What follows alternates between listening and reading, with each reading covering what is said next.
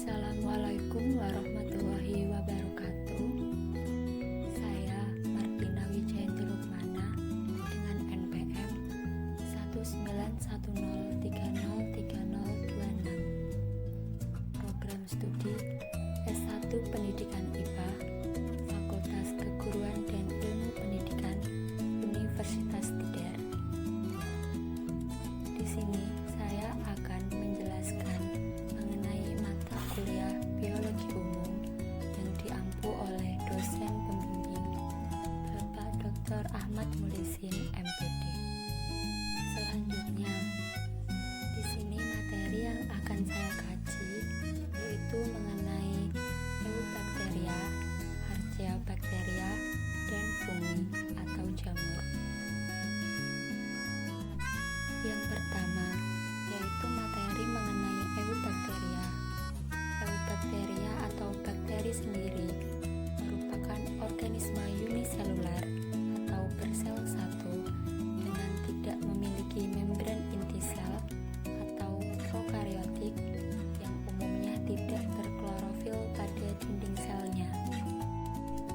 Karena Eubacteria merupakan bakteri yang sejati, mereka memiliki peran yang tak terhitung jumlahnya, termasuk dekomposisi dan daur ulang nutrisi, pencernaan, dan penyakit. Eubacteria sendiri memiliki ciri-ciri, yaitu umumnya tidak berklorofil, bentuknya yang bervariasi, tidak memiliki membran inti atau prokariotik, berukuran antara 1-5 mikron, hidupnya secara parasit atau bebas, bersifat uniselular atau bersel satu, dan yang terakhir, Eubacteria dinding selnya yang tersusun atas peptidoglikan atau gula dan protein. Selanjutnya, ini ada struktur tubuh bakteri. Bakteri sendiri memiliki struktur, yaitu ada vakuola gas, pili, plasmid, ribosom, sitoplasma, membran sel, dinding sel, kapsul, nukleoid, dan ada flagella atau alat geraknya. Selanjutnya yaitu mengenai reproduksi dari Eubacteria itu sendiri. Eubacteria bereproduksi dengan dua cara. Yang pertama yaitu reproduksi aseksual dengan menggunakan pembelahan biner. Yang kedua, reproduksi seksual atau kombinasi genetik, yaitu dengan cara transformasi, konjugasi, dan transduksi.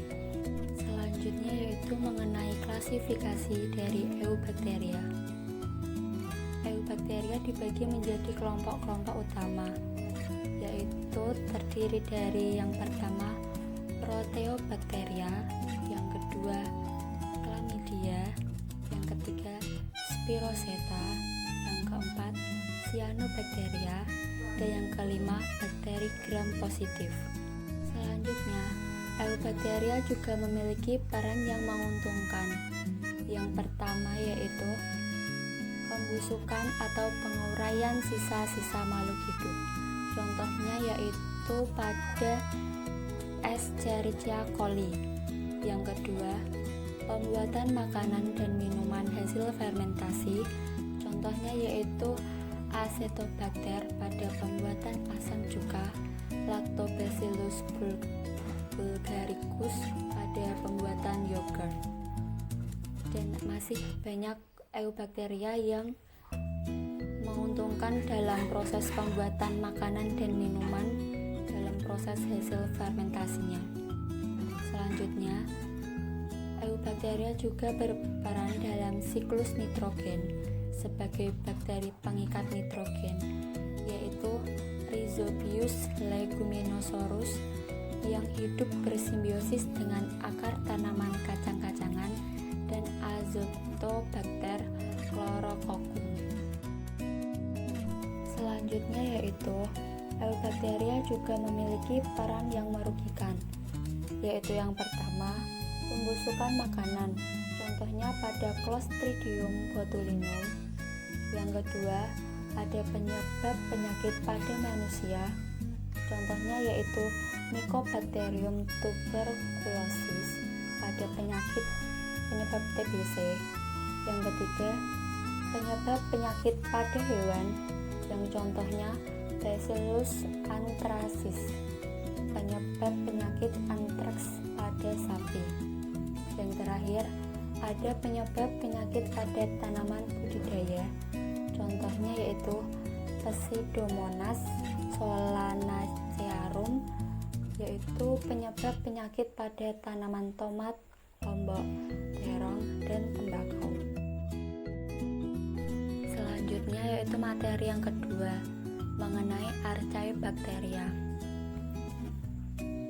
Archaebacteria berasal dari kata archaeo yang berarti kuno, bakteria yang berarti bakteri. Dengan demikian, istilah Archaeobacteria merupakan jenis bakteri yang tergolong kuno. Archaebacteria tersendiri termasuk ke dalam organisme prokariotik.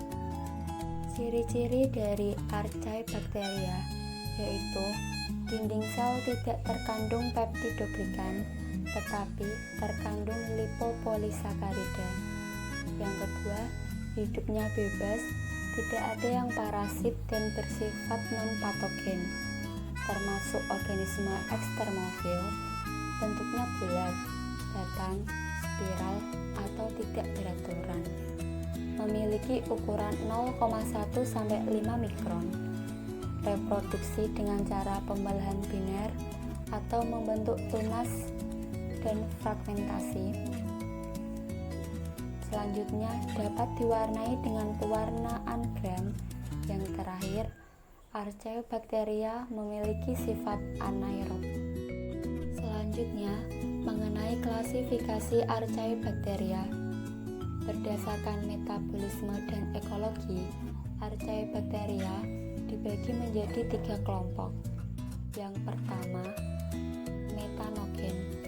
Metanogen ini hidup di lumpur, rawa, dan tempat-tempat yang kekurangan oksigen. Contohnya yaitu Archaeobacteria jenis Methanococcus janasci. Selanjutnya, halofil ekstrim atau halofil hidup di lingkungan yang sangat asin seperti danau, air asin, atau laut mati. Contohnya yaitu Halobacterium. Yang terakhir, termofil ekstrim atau termoacidofilik hidup di lingkungan bersuhu tinggi dan asam. Contohnya seperti Sulfolobus dan Psychophyllum. Selanjutnya mengenai struktur Archaeobacteria. Archaeobacteria memiliki struktur yang pertama yaitu flagella, kapsul, dinding sel, membran plasma, sitoplasma, ribosom, klorosom, vakuola gas, plasmid, dan mesosom.